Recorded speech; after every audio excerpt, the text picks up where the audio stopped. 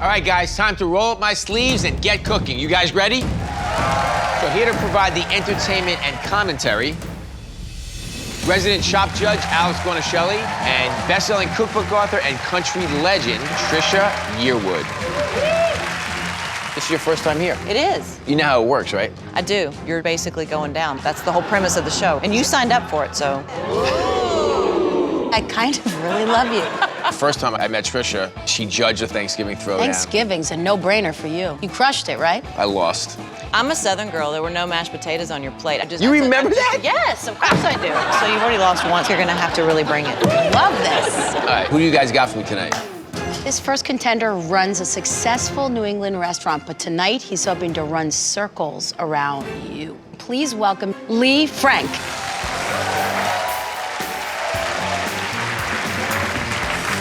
Our next contender knows that he doesn't have to be a big city chef in order to beat one, just saying. All the way from Charleston, South Carolina, Joe Wolfson.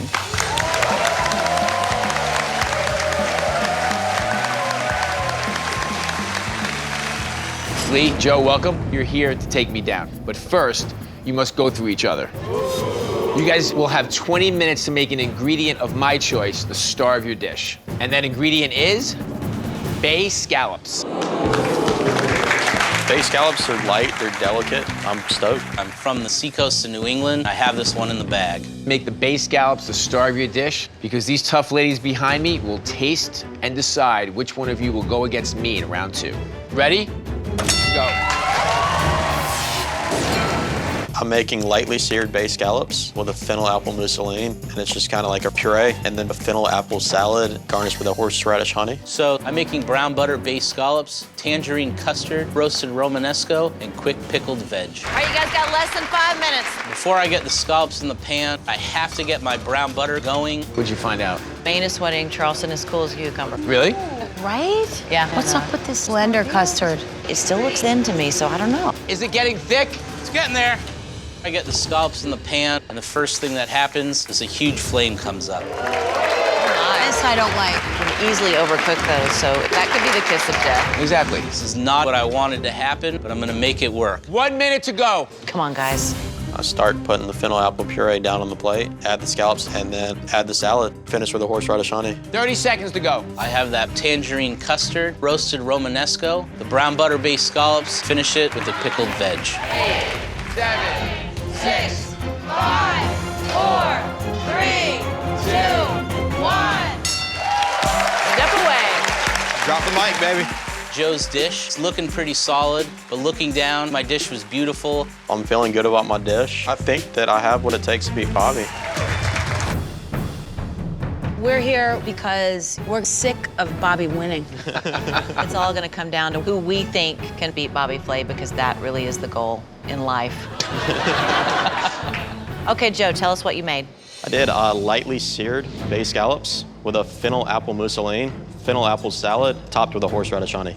I like the freshness of the apple and the fennel. It's got a nice balance for me. But I would like to see the scallops have a little more color. Totally agree. But this looks very refined. I think the puree is brilliant. But for me, the honey eclipses some of the other really nuanced and creative things you did. Okay. So what did you make for us, Chef Lee? Brown butter based scallops with a tangerine custard, roasted Romanesco, and pickled veg. I think the egginess of the custard kind of evokes something in the scallop. It makes the scallop scallopier. But the brown butter and the eggs all together is very heavy. For me, it might be a little too many flavors going on. And I thought the scallops were gonna be overcooked, but they're tender, they're not chewy. Thank you. Lee's dish was a bit too heavy, but Joe didn't get much color on his scallops. But really creative dishes, so 6 of one, half a dozen of the other. We'll see what happens. I think both of them were really good. But the person that we think can beat Bobby Flay is Chef Lee. But congratulations, bro. Regardless of the loss, I proved to myself that I could not falter under the pressure. And I still represented Charleston well, and I had fun. Lee, you just cooked on point. It was delicious. Yeah, truly. But center yourself because he had 17 cups of coffee and he is psyched. Look, I don't want you to feel any pressure, but we need this, Lee. I will do my best. Lee, congratulations. You made it through round 1. Thank you. How you feeling about going to round 2? Got one under my belt. Now it's time for number 2.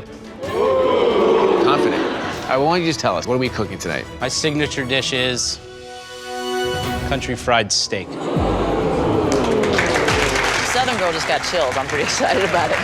Is that like chicken fried steak? Is that the same thing? Pretty close. Okay. How many times have you made that, Bobby? Ever? I think once. Any words of wisdom? Just like, no. Good luck, Bobby. Thank you. To be fair, we won't be judging this round. We're bringing in 3 experts for a blind taste test. You know, we're betting on you, Lee. Give us all you got. Your 45 minutes starts right now. Classic country fried steak is meat breaded and cooked in some cutlet form. And also, traditionally, you would serve mashed potatoes with it. You good? Yeah, it's really annoying. It's really good. It's annoying that you're This? cooking so well. I'm trying to make you lose here. It's not working. I'm gonna go get back in my cage. Under 5 minutes. I like everything that Lee's doing. The biscuit crust, he cooked the New York strip steaks only on one side. He browned the biscuit dough beautifully.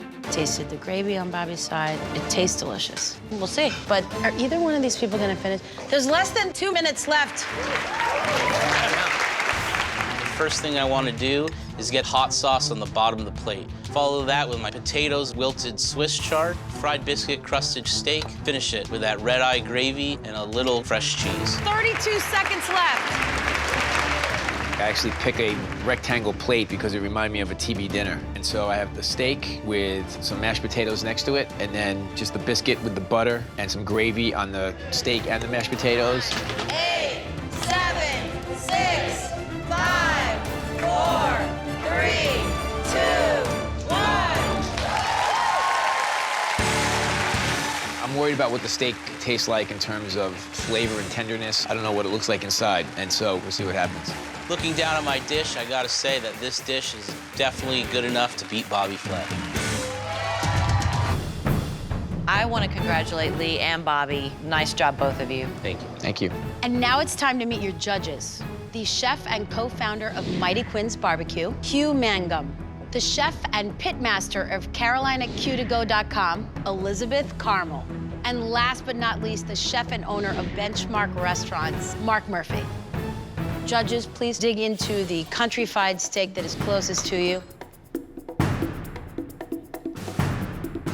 All in all, I think it's a beautiful dish. The biscuit topping, great idea. It's nice and crunchy, but the cheese is a little lackluster. This is the most sophisticated country fried steak I've ever seen. Crumbling up biscuits and making that into the crust is brilliant. I'm loving the greens. I think they're seasoned properly. And I do think that steak is cooked perfectly as far as temperature. But that steaming effect is having a problem. The steak does turn a little gray, and then the red-eye gravy and the hot sauce is sort of fighting each other. Judges, please switch plates.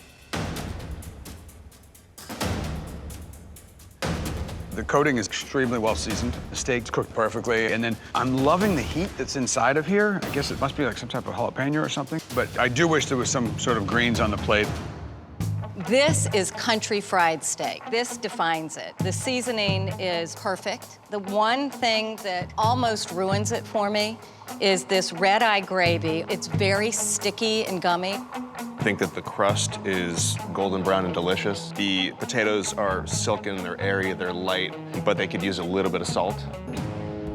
The judges weren't wild about my gravy, but they really liked my crispy crust on the outside of my steak. I like my chances.